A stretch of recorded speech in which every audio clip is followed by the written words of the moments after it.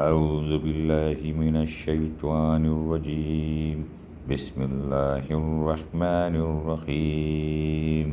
القلم سورہ نمبر 68۔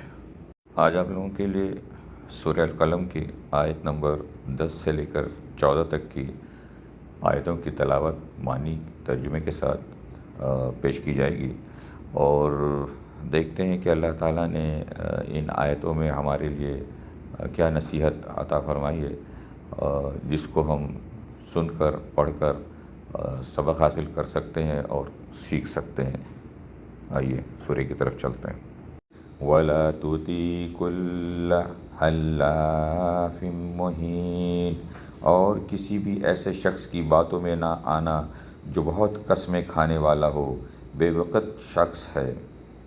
ہمازٍ مشاء بنمیم، تانے دینے کا عادی ہے، چغلیاں لگاتا پھرتا ہے۔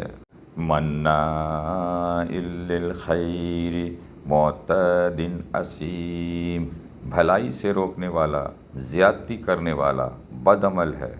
عتل بعد ذلک زنیم، بد مزاج ہے اور اس کے علاوہ نچلے نسب والا ہے۔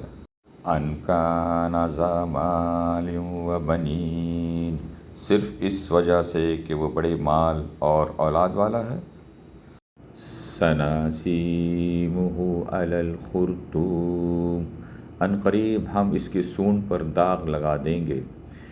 یہاں پر سونڈ سے مراد ناک ہے، جسے اہانت کے طور پر سونڈ سے تعبیر کیا گیا ہے، اور مطلب یہ ہے کہ قیامت کے دن ایسے شخص کی ناک کو داغ کر اس پر ایک بدعنواں نشان لگا دیا جائے گا، جس سے اس کی مزید رسوائی ہوگی۔